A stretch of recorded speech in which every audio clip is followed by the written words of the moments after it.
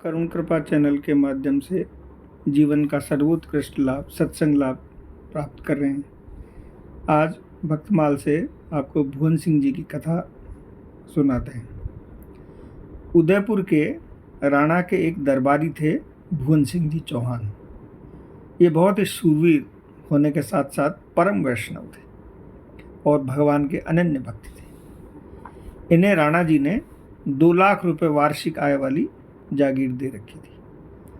उसकी आय से ये खूब संत सेवा किया करते थे और खूब आनंद से रहा करते थे। तो एक बार राणा साहब के साथ वो शिकार खेलने के लिए वन में गए। तो राणा साहब जो है वो भुवन सिंह जी साथ में थे। तो राणा ने एक हिरणी का पीछा किया, अपने घोड़े को उस हिरणी के पीछे दौड़ाया, पर वे उसको पकड़ नहीं सके और मार नहीं सके। तो शिकार को हाथ से जाता देखकर भुवन सिंह जी ने अपना घोड़ा राजा के घोड़े से राणा के घोड़े से तेजी से बढ़ाया और उसको पकड़कर अपनी तलवार से उसके 2 टुकड़े कर दिए। इतनी जोर से तलवार भुवन सिंह जी ने उसको मारी। अच्छा, मारी तो वो जो थी हिरणी, वो गर्भिणी थी। तो उसको जब तलवार से 2 टुकड़े किए तो उसके पेट से बच्चा निकल के पड़ा और वो तड़फ तड़फ कर मर गया। अब इसको जब उन्होंने देखा तो उनको बड़ी पीड़ा हुई और बड़ी दया आई और मन में पछतावा हुआ कि मैंने इसे क्यों मारा और मैंने इसका पाप किया। लोग मुझको भक्त कहते हैं, परंतु मैं तो अभक्त दुष्टों का सा कर्म करता हूँ। इस निरपराध हिरणी को मैंने मारा जो बेचारी मेरा कुछ भी नहीं बिगाड़ा। इसलिए मुझे उचित है कि मैं ये लोहे की तलवार ही ना रखूं, इसकी जगह मैं काठ की तलवार रखूं। ऐसा उन्होंने विचार करके और अपने तरकस से लोहे की तलवार हटा दी और लकड़ी की तलवार अपने म्यान में रखते थे। अब एक भक्त जो है भुवन सिंह जी का एक भाई था। आजकल भाई बंधुओं में आपस में ईर्ष्या द्वेष भाव होते ही हैं, तो उनके भाई भी ईर्ष्या द्वेष भाव रखते थे उनसे।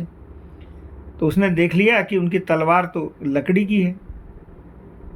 अब चौहान साहब की प्रतिष्ठा को धक्का पहुंचाने के लक्ष्य से जाकर राणा साहब से उसने कान भर दिए और शिकायत की कि राणा जी जो है उनकी बात को माने और विश्वास करके और उनका अपमान करें। तो वो राणा जी के पास गए और उन्होंने, राणा जी को पहले तो विश्वास नहीं हुआ क्योंकि उन्होंने तो देखा था हिरणी को, उन्होंने उनके सामने ही 2 टुकड़ों में काट दिया था।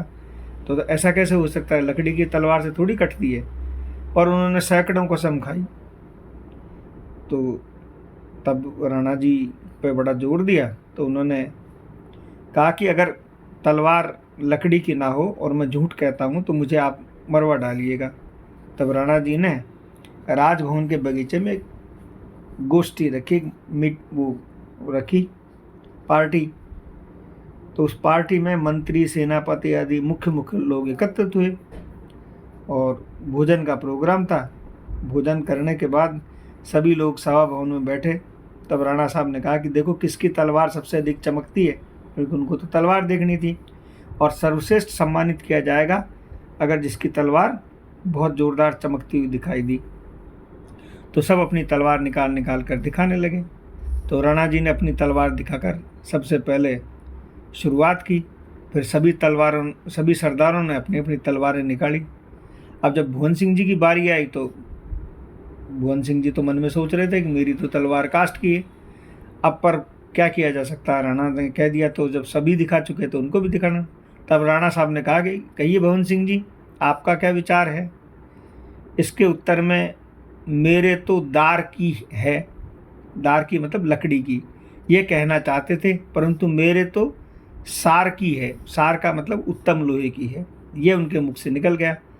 तो भक्त के मुंह से जैसा निकल गया तो भगवान उसकी वैसी ही रक्षा करे। तो तदुपरांत भगवान ने उनकी तलवार को लोहे की कर दी। भक्त की वाणी सत्य हो गई और भुवन सिंह जी जब अपनी तलवार निकाल कर दिखाई तब ऐसा लगा कि तलवार नहीं, जैसे बिजली चमक रही हो। उसी क्षण राजा जी ने मन में उस चुगलखोर के ऊपर क्रोध आया और उन्होंने उसे फटकारते हुए अपने सिपाहियों का कहती कि इसे पकड़ लो और सूली पर चढ़ाकर मार डालो। ये पृथ्वी का भार है। इसने इतने बड़े प्रतिष्ठित आदमी के सम्मान को जो है ठेस पहुंचाने की कोशिश की। तो उनके प्राणों में संकट देखकर अब भक्त हृदय था, तो भुवन सिंह जी ने हाथ जोड़कर राणा जी से कहा कि इसे क्यों मरवा रहे हैं, ये तो निर्दोष है, इसने झूठी बात नहीं कही। गर्भिणी हिरणी जब मेरे तलवार से मरी थी, उसी दिन मैंने ये प्रण कर लिया था कि मैं अब लोहे की तलवार नहीं रखूँगा। उसी दिन से मैंने लकड़ी की तलवार रखना प्रारंभ कर दिया था। उसे आज भगवान ने ही लोहे की कर दी है। इस विचित्र चमत्कार को देखकर राणा जी बहुत प्रभावित हुए और उन्होंने कहा, भक्तराज, अब आप राज दरबार में हाजिरी बजाने की आवश्यकता नहीं है। 2 लाख के स्थान पर 4 लाख का पट्टा लीजिए और मैं कभी कभी दर्शन करने के लिए आपके घर पर ही आ जाया करूँगा।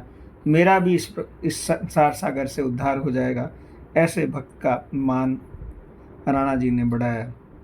जय जय श्री राधे निताई गौर हरि बोल।